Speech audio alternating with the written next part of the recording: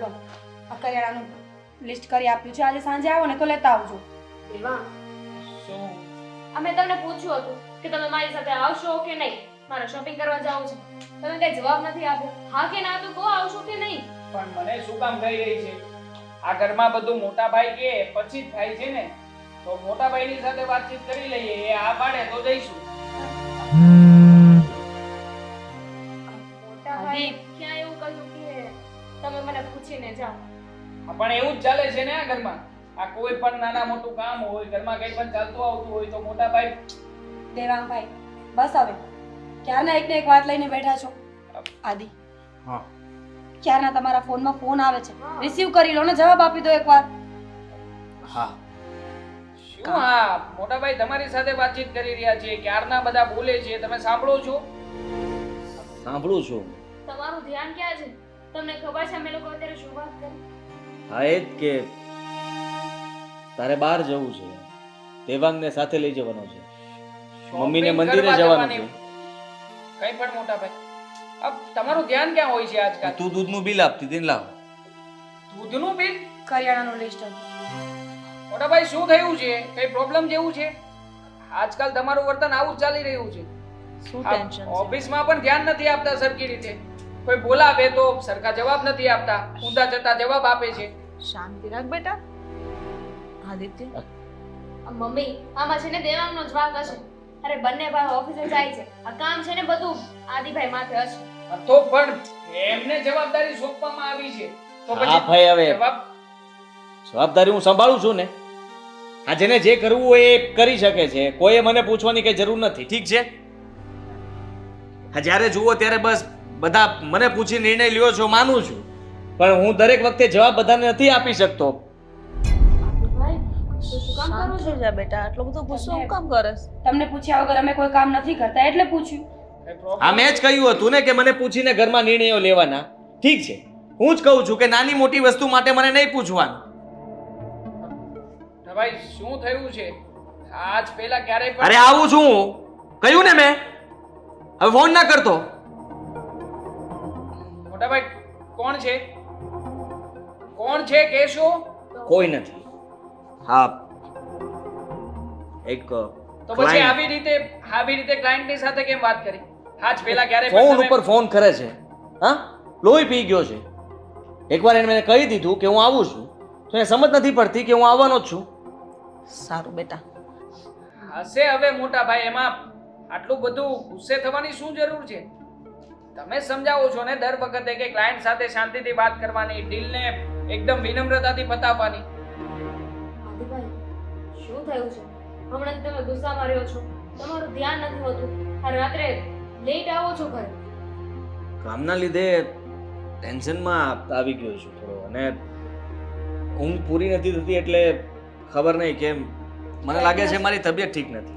રજા રાખી લો ને, દવા લઈ આવી. આજનો દિવસ આરામ કરી લો, દવા લઈ આવો. હા, ભાભી, બરાબર એક કામ છે. કરો. આપણે એવું જ કરીએ. આજે છે ને તમે ઓફિસે ના જાઓ જેઠજી. ઘરે રહીને એક દિવસ આરામ કરો. બરાબર છે. અને આમ પણ આજે સાંજે જે કે પણ મીટિંગ છે, અર્જન્ટ મીટિંગ, હું અટેન્ડ કરી લઉં છું.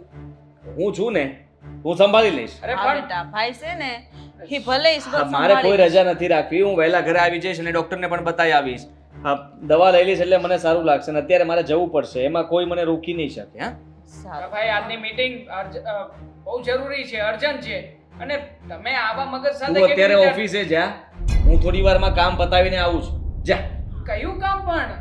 છે કામ મારે. તું મને પૂછીશ કે કયું કામ? દેવાંગભાઈ ભાઈ કેમ કર ને બેટા. છોડો ને. હા જી, જાઓ ઠીક છે. તમે કહો છો એમ કરીશ. બસ આ થોડા દિવસથી ઓફિસ નો આવતો થયો એટલે પોતાની જાતને એમ સમજે છે કે ઓફિસ હું ચલાવું છું. આદિભાઈ હશે બેટા, નાનો છે.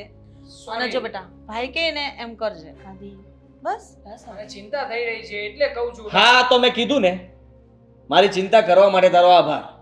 હા હવે જા, તું ઓફિસે જા, હું આવું છું. ઠીક છે, જાઉં છું. જય શ્રી કૃષ્ણ. જય શ્રી મળીએ પછી. જય શ્રી કૃષ્ણ. જય શ્રી કૃષ્ણ. મીરા, આદિ એટલો બધો ટેન્શનમાં છે, મને બહુ ઉપાધિ થાય છે હો.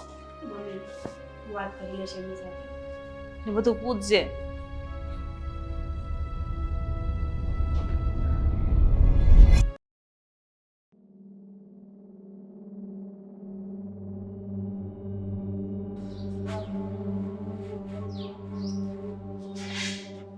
આવો આવો. ને ભાઈ આ તારી પાસે પૈસા માગ્યા છે બરોબર? એમને નથી માગ્યા. આ જો આ તું જ છે ને? હા હું જ છું. હા તો ફોનમાં હું ભાઈ તમે ટણી કરતા હતા, આવું છું આમ છે તેમ તો છે. ફોન ઉપર ફોન કરવાની શું જરૂર હતી? મારે- તમારે પૈસા જ જોતા હતા ને? મેં પહેલા પણ તમને કીધું હતું કે પૈસા મળી જશે. આ વિડીયો ડિલીટ કર અને આજ પછી ક્યારેય મને ફોન ન કરતો. લે આ તારા રૂપિયા. આ તો હજી પેલું પેમેન્ટ છે. ઓહ આટલાથી- બકવાસ નહીં કર. હા હું પૂરા 2 દિવસથી ટેન્શનમાં ફરું છું અને એ પહેલા મેં તમને ઓનલાઈન પૈસા આપ્યા એ જુદી વાત છે. તમે લોકો હજી મને લૂંટવા માંગો છો. આ જે કંઈ પણ થયું છે તમે લોકોએ ભૂલ કરી છે, મેં નહીં. મેં તો ફક્ત તમારો ફેક કોલ ઉપાડ્યો હતો ને તમે લોકોએ મને બ્લેકમેલ કરવાનું ચાલુ કર્યું છે. હું તમારા વિરુદ્ધ કમ્પ્લેન પણ કરી શકું એમ છું. આ તો જા કર ને. મને મારી ઇજ્જતની પડી છે. અમને નથી હા? પડી. હા તમને નથી પડી ને?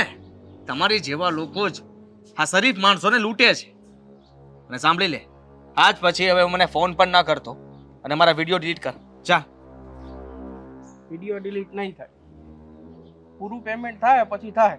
પૂરું પેમેન્ટ એટલે? હજી તો આ તો અડધા થયા છે, હજી આના અડધા બાકી છે ભાઈ.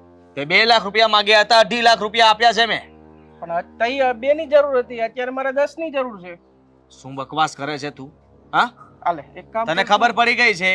આ ભાઈ આ પૈસા તું રાખ, મારી પાસે પ્રૂફ છે, હું સોશિયલ મીડિયામાં મૂકી દઉં છું. ઓહ મેં તને કીધું ને એકવાર, હું પ્રેમથી વાત કરું છું, સમજાવવાની કોશિશ કરું છું. તે માંગ્યા નથી, વધારે પૈસા મેં આપી દીધા છે. પ્લીઝ હવે તમે લોકો મને ફોન કરવાનું બંધ કરો, મને હેરાન ન કરો. સમજો છો તમે લોકો? પણ મેં પ્રેમથી બીજા કીધું કોણ કોણ છો તમે? ગેંગ હશે ને તમારી આખી? ને. હા ગેંગ છે. હા તો ગેંગ સાંભળ. હા પ્લીઝ વિડીયો ડિલીટ કરી નાખ અને આજ પછી મને ક્યારેય ફોન ન કરતા. હું શરીફ ઘરનો છોકરો છું, મારા મેરેજ પણ થઈ ગયા છે અને સમાજમાં અમારી ઘણી બધી ઇજ્જત છે. શું વિચારે છે તું? તું ડિલીટ કર ને. ડિલીટ ભાઈ મારે ઉપર જવાબ દેવાના હોય ને.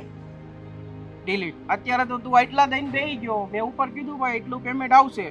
હવે તું એટલા દઈને બેહે તો ત્યાં મારી હાલત શું કરે? તારા કેટલા રૂપિયા જોતા છે? મને કીધું તો ખરી 2 આવ્યા, હજી 8 જોશે. નકર આ 2 તું રાખ. આ મારે ફોટા ગણાય છે, આમાંથી હું 18-20 જેવું તો આરામથી આવી જશે. કેવા માણસો છો તમે લોકો? હા તમને ખબર પડી ગઈ કે મારી પાસેથી પૈસા મળવાના છે એટલા માટે તમે વધારે માંગણીઓ કરો છો. કોણ છે તારો બોસ? એની સાથે વાત કરાવ મને. એમ આલતુ ફાલતુ માણસ વાત ના કરે. અરે આલતુ ફાલતુ પૈસા લેવા માટે તમે મારી પાસે આવો છો? હા તમને ત્યારે હું આલતુ ફાલતુ નથી લાગતો ને વાત કરવા માટે આલતુ ફાલતુ? તારો બોસ વળી છે કોણ? છે ભાઈ, તને ના ખબર હોય. હા ફોન લગાવ ને, મારે એની સાથે વાત કરવી છે. ફોન નહીં લાગ. જો કાળો તને વધારે પૈસા આપીશ સાઈડમાં.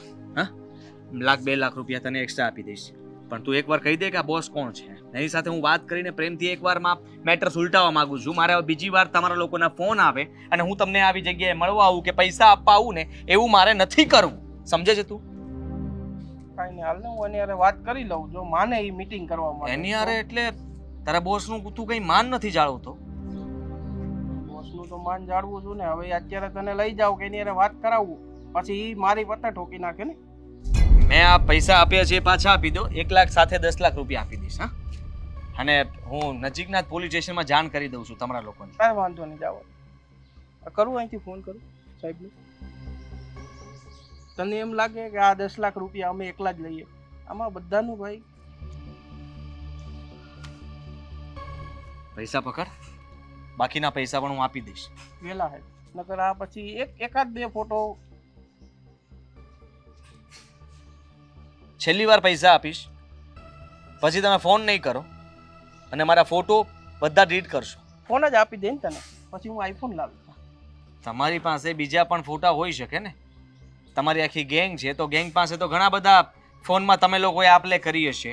પછી તારો બીજો મિત્ર કોઈ આવશે, હા પતલો, તું જાડુ, એ પતલો આવશે, એ મારો કોલર પકડીને કહેશે કે 10 લાખ રૂપિયા આપ, તો મારે એને પણ આપવાના. ત્યારે તારે મારી પાસે આવવાનું. તને ક્યાં ગોતવા જઈશ? હા છે કઈ તારું એડ્રેસ? એડ્રેસ ના અપાય ને. આપને. ના આપે. હોશિયાર તો તું છે જ, મોઢા ઉપરથી લાગતું નથી, પણ હારો તું હોશિયાર તો છે. હા તને ગમે એમ ફસાવાની કોશિશ કરું છું પણ તું એમ નથી ફસાતો. તને પઠાવીને મોકલવામાં આવ્યો છે કે જે ખાલી કીધા એટલા શબ્દો બોલે છે અને પૈસા માગે છે. જા, બાકીના પૈસા મળી જશે. વેલા હેડ.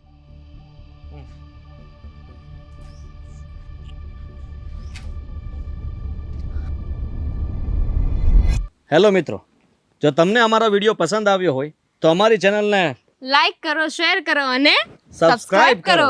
Thank you.